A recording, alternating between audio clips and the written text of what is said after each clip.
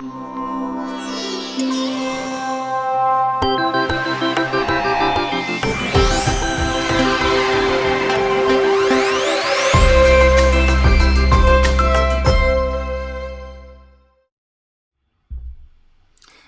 right, everyone. Hello, good morning, good afternoon, good evening, wherever you are in the world. Thank you so much for joining me. My name is Jason Levine, and for today, day 3 of the Daily Creative Challenge, we're going to look at repurposing video for social sharing. And largely, we're just going to revisit the content that we've been working on the last 2 days, and just kind of, I'll show you a couple additional tips around editing. So we're not going to go through the whole editing process. We've already done that the last 2 days.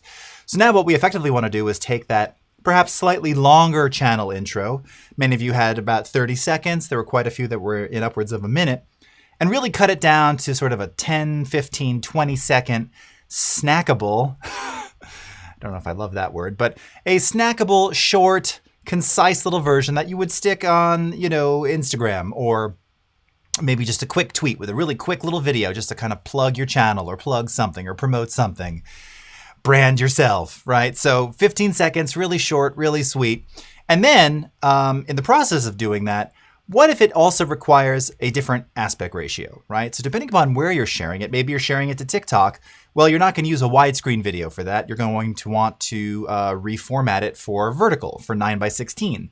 Or maybe if you're going to Instagram, you want to do vertical, or maybe you want to do square. Or maybe if you're going to be sharing it on your Facebook pages, the new standard there, 4:5. So I'm going to show you how to quickly do that with our effect called auto reframe, and then again talk about some of the ways of exporting and a couple things there.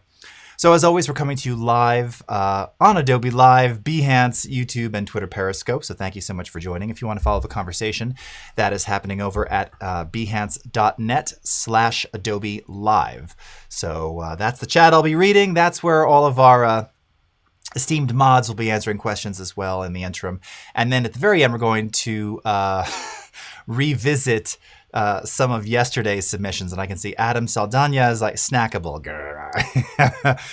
It's just one of those words. It's just out there today, right? In a year or so, we probably won't ever hear that word again. Okay. Kamal, how are you doing? Namsan, great to see you. Nick Bornino, how's it going? Al Seaman, Estuardo Sanchez, great to see you. How do you upload your video to Discord? Okay, we're going to get to that in just a second. I am Thor. How are you doing?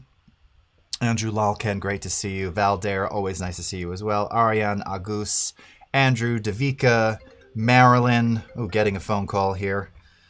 Always good timing there. Desiree, what's happening? Mr. Towers, RLC, great to see all of you. Oh, yes, so of course, very quickly, let's get to the schedule for today on Adobe Live. So you've got me for the next 27 minutes. Then up at 9, we've got the Photoshop Daily Creative Challenge with Voodoo Val. 9:30, video editing. 11:30, Illustrator Daily Creative Challenge with Julia.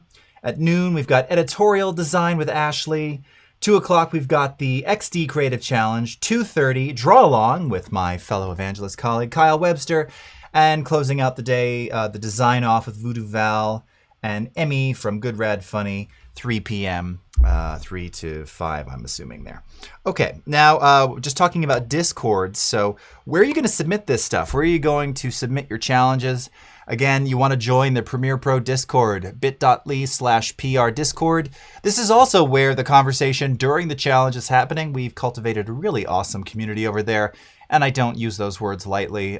Everyone is so really wonderfully encouraging and super cool, and it's just great. I mean, it's just one more space, one more place if you want to engage with the community, see what people are doing, get feedback, get some constructive feedback. I mean, it's been great seeing other people's comments and how everyone's helping one another during this process, and just kind of, shedding some light on things that they would have done, or wow, I never would have guessed, I never would have tried something like that, or that was really a cool technique, or it's just really neat to see everybody's work and kind of evolving as we go. So be sure to join that Discord.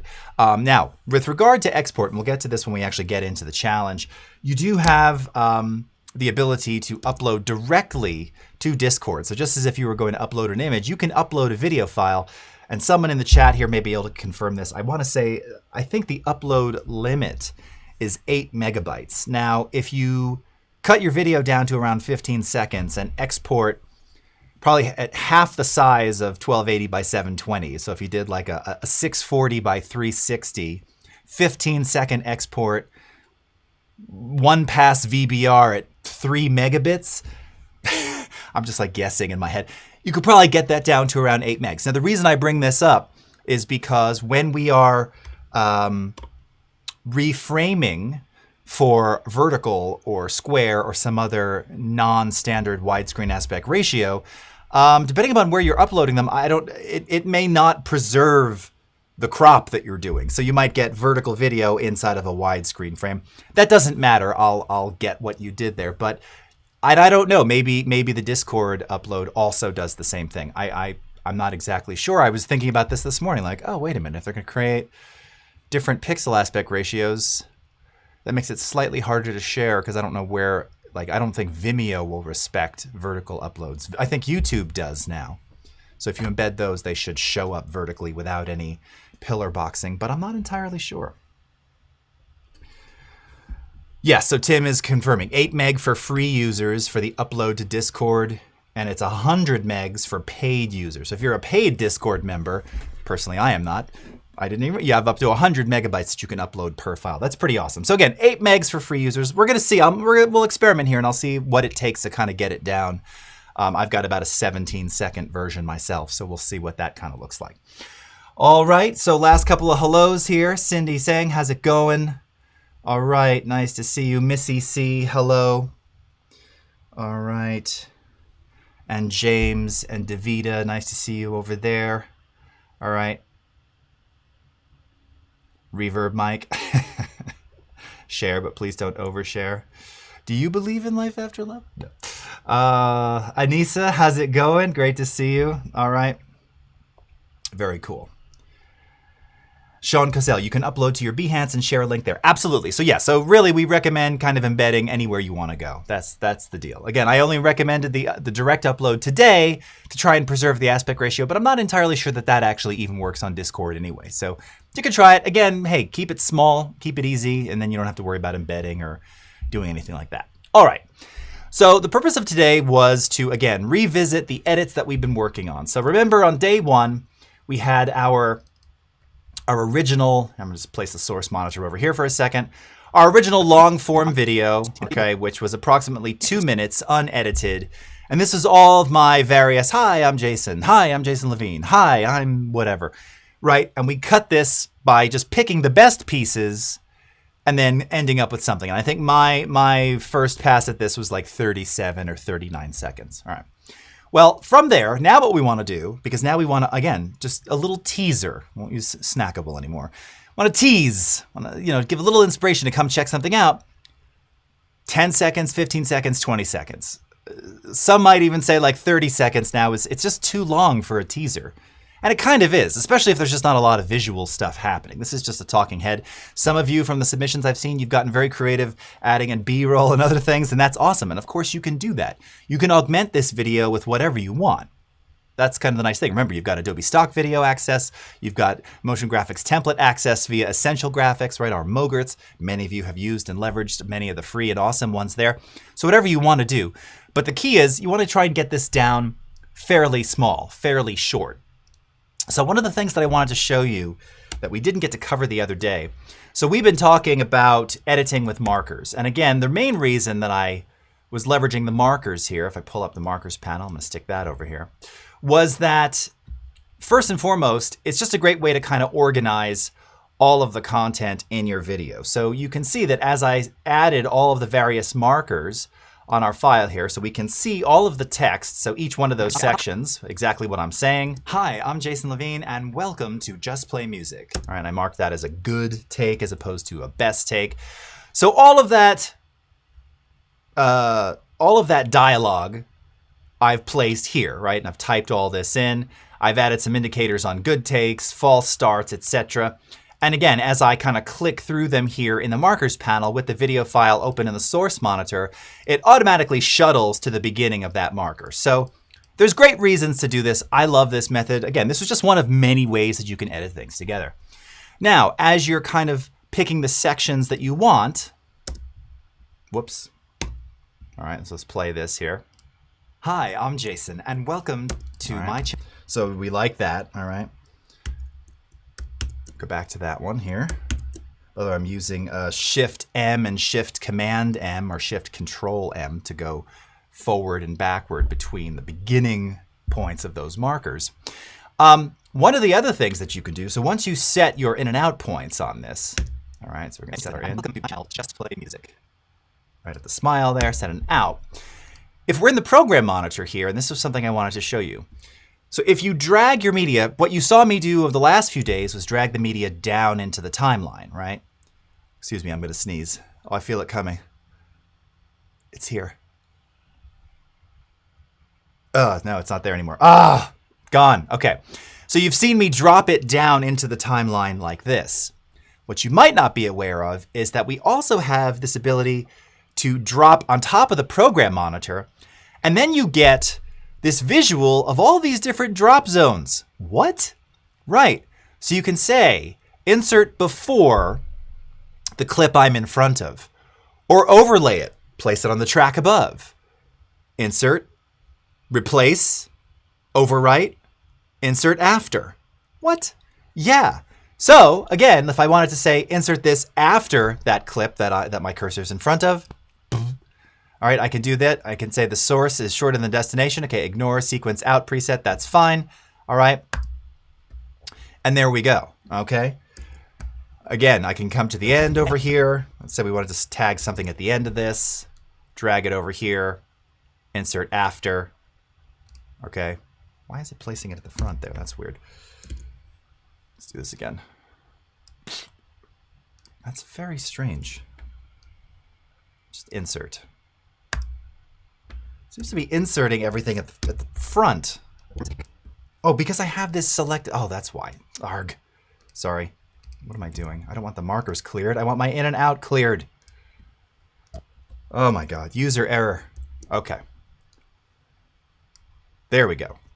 Sorry. My bad. I had the in point selected, and you see it because I had my in and out for the entire timeline here. Got very confused. Okay. So in any case, you have drop zones. So this is another way that you can edit, insert, overlay. This is already finished, so obviously I'm not making a lot of sense doing this now. But if you've never done this by accident, you probably never would have stumbled upon this view. So this is super cool, and just another way. And by the way, these replace, overwrite, you know, that's the same as these buttons here, insert, overwrite, which I never use. I never use these. I never remember that it's comma and period for the shortcuts there. I just never do that. So that's just yet another way that you can drag and drop the media in there directly. I already showed you my other kind of choice way when marking things is that I like to use the audio waveform. A couple of people were like, well, I need to see the visual. Well, yeah, sure, absolutely. But just in terms of marking the content, marking what's being said. Again, this isn't super long. It's just really easy to, you know, shuttle to a point in time, zoom in, hit play. Be sure to click the subscribe button and then, right? And then now I can just like set a marker. Again, hold down my option key, drag the marker for the entire duration of that, double click on this to bring up the marker panel. And then, you know, be sure to click that notification button, right? And now that text gets added there. And it's just kind of a nice way to mark these things up. So again, you can then set your in and out points, drag it in. You can set your in and out points and drag it above those drop zones on the program monitor. However you want to do it is entirely up to you. Okay, now once you have that, right? So here's my little 17-second edit here. Hi, I'm Jason, and welcome to my channel, Just Play Music. On this channel, we're going to celebrate all things music, musical performances, musical instruction, everything played and performed, nothing generated, nothing sequenced. I think that's enough. Subscribe! The allergies are real, Aria. Yeah, the last few days, I've been dying, and I weaned myself off of all allergy meds a while ago, so I'm really hesitant to take them. But yeah, it's no joke. But it didn't happen, so now it's stuck in there. That sneeze has been, it's stuck. It's gonna come out later, and it's gonna be very loud and messy. Okay, so let's talk about reframing now, okay? So now that we have this in this widescreen aspect ratio, maybe I want to reframe this vertically, okay? So the way that we're going to do this is we're going to come up to our project panel. All right, and whatever the name of our timeline is, which in this case is DCC Social Cutdown, okay, and you can see it's 17 seconds, 4 frames. Right-click, Control-click on that, and we're going to choose Auto Reframe Sequence. When I do that, it pulls up this little Auto Reframe window. Okay, so the first thing is you can give it a name. So we can choose the name manually. You'll see by default it takes the existing name, and then whatever the target aspect, it places that in parentheses. That's up to you. I don't want to do square. I want vertical. Okay, so let's do vertical. Notice it places the 9:16 in there. Now you've got also the ability here to do a custom aspect ratio. So if you wanted to do like some, say you're sharing it to Vimeo, but you want to do a super wide cinematic 2.35 to 1, whatever. You can actually insert a custom ratio right here, okay? So you have the custom ability as well to input your own values. I'm gonna stick with one of the defaults. Now, in terms of motion tracking, this is, again, how our AI machine learning is looking at the content in the video here. I'm not moving around a lot, so the default motion tracking algorithm should be just fine. When there's like a lot of movement and things, you've seen in past examples where we've shown like skiers or skateboarders or skimboarders. Maybe you want to choose the faster motion preset. Again, you could theoretically choose the slower motion preset here, but the default, I actually never really change it, and it tends to work really, really well. I suppose for super fast motion, if I was really trying to track something that was zipping along in the frame and it was a good enough clip to begin with, maybe I'd want to do faster motion. I haven't run into that yet. And then the last thing here is for clip nesting. So the reason why you're probably not going to need to adjust any of this. However, if you have any motion adjustments on your clip, all right, the default is not to nest. And then you'll see what happens. It says this will replace your current motion adjustments, because remember, it's adjusting the motion position, right? If you have motion adjustments on the clip, then you want to choose this nesting option. This will keep motion adjustments, but remove transitions. And part of the reason it has to do that, again, is because it's trying to configure and reframe that region of focus. So you may need to add back some of the transitions, but it will retain any existing motion keyframed parameters that you've already done. I saw some of you have done that, right? You've done some push zooms and some like slides and other things. So if you want to retain those in the reframe, you're going to do this nesting option, okay? Key point there, right? If you didn't zoom in, if you didn't push, if you didn't pan the video left to right or do anything like that, then leave it at the default, don't nest clips, and click create. Sensei analyzes the whole thing, super fast, super easy, and now it's reframed. Take a look. Hi, I'm Jason, and welcome to my channel, Just Play Music. On this channel, we're going to look like it's moved at all. Of course, and I'm static here. Musical. So if you want to adjust any of the keyframed motion that it created, let's go into our effects controls. Where are those now? Are they here? Where are my effects controls? Where are they? Here they are. Get down there. How did Lumetri scopes get over here? Okay. So in effects controls here, all right, you can see now that you have parameters here for auto reframe. Again, you can reanalyze, you can readjust position, okay, and it's showing you keyframed parameters for scale and rotation. A lot of this has been augmented in some recent updates. You can also see, right, so this is again why we nest motion. It's disabled when auto reframe is applied, okay, because it's now using this additional, and this is why, again, if you've got stuff where you moved me around or push zoomed or anything like that, you'll want to do the nesting for that reason, to preserve all of that. So really, it looks like this was pretty much just a straight application. Nothing was actually keyframed because I'm not moving very much. If you've changed my position in the frame, though, that will change, because it's going to have to move the camera to follow my head. All right. So this is kind of a rare example of where it didn't really keyframe anything. If you wanted to adjust positioning of these parameters and things, of course, you can do that here. You can also reanalyze the clip here if you make additional changes. If you've added any B-roll in the edit. Maybe you want to add some B-roll. Again, it'll look at the B-roll as well, but you can make adjustments to those on a clip-by-clip basis as well.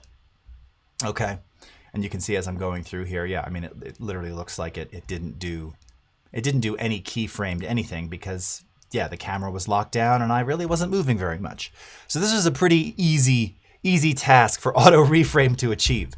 So once you've done that, whatever your aspect ratio is, and by the way, you can do any number of these. So if we went back to our project panel here, and let's say I want to do another one, and I want to do it in 4x5, okay? Create. Here's our 4x5 version. We know this because it's create a little 4x5, okay? This actually looks nicer, preserves a bit more of my hair there. It's just a better, looks like a better frame. And same thing here. If we wanted to make adjustments, we could do that as well. Okay. Even preserve the relative positioning of the text down there, which again, if you look at the original, that's how that looked, but that would have been cut off. I wonder if it preserved it in the 9x16. Oh, it did! Look at that! Oh, I love it. Now again, maybe you want it a little bigger, so you can adjust the size of the text, but I love how it figured it out. Like, hey, that needs to be preserved. That was way too big. That was out of frame. And it did it. I love that. I love seeing those things just kind of work. Also, why is it every stop frame just looks bad? Okay. So once you've done that and it looks good and it's the way you want, let's go into export here because we've got 3 minutes. File, export media. Once again, we will choose our friend. Let's go to the opening frame. That's a much nicer look. H.264. Okay. And this is where we need to pay attention to some of the attributes here. So the source is 9x16.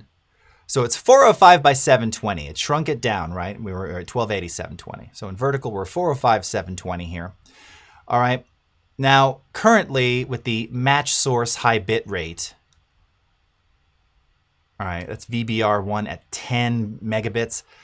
It's coming out around 22 megabytes, all right? I mean, that's fine. There's nothing wrong with that. It's pretty small though, so I don't know if we need quite that high of a bit rate.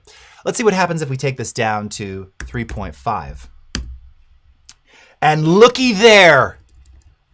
No, I had not tried that. That was just an amazingly good guess. If only I had this luck in Las Vegas. 8 megs. Now that's an estimate. It could be 8.7, in which case I think you might be out of luck if you try and upload directly to Discord. But to that point, let's see if we just go to 3. There you go. 7 megabytes. Okay. And this is, again, 17 seconds in duration. 1705. Okay. 720 by 404. 3 megabits, which is totally legit for something that small. You don't need more data on that size, on that video size. If this were, 4K resolution, 2160 by 3840, yeah, 3 is not enough. For 404 by 720, 3 megabits is totally fine. So just showing you, if you're trying to shrink it down to embed it natively in Discord, mess about with the bit rate here, okay? And again, this is under the video tab. Usually between like CBR and VBR1 pass at those bit rates, you're not going to see a huge amount of difference, especially for something this short. VBR1 pass also, just from community and from my own experiments, I just kind of like the look of that one. Sometimes CBR looks a little better, but just sort of depends. Anyway, that gives you an idea of how to shrink it down, how to readjust, how to adjust the quality, obviously. You can see we're exporting video and audio. And then, of course, you can either upload directly or embed to your favorite social destination. So just real quickly in our last minute here, I wanted to show off a couple of the ones that I was just playing from yesterday. So this one is from Jay Makwana. So let's take a look here at Jay's video. Hi, I'm Jason Levine and welcome to Just Play Music. On this channel, we're going to celebrate all things music, all different types of styles, different genres, everything played and performed, nothing generated, nothing sequenced. If you're looking for some new content to binge on that is fun and family friendly, you're going to find it here. Be sure to click the subscribe button and that notification bell for new videos will be released each week. Thanks so much for watching and don't forget to just play music. Very nicely done. All right. And again, there's a good example of that's a video that you would want to nest before doing the auto reframe, because he repositioned me in various parts of the frame. So if you don't do that, it's just gonna remain centered. Now again, if you're going to vertical where you've done all of this adjustment, it's only gonna be able to preserve so much of that anyway. So that again, I'm actually interested to see what it'll do with some of those. It's probably gonna look pretty constrained because you just don't have as much width to deal with. If you went to something like 4x5, you'd still have a bit of that. Same with square. You know, maybe it would be slightly cut off, but in a kind of artistic sort of way.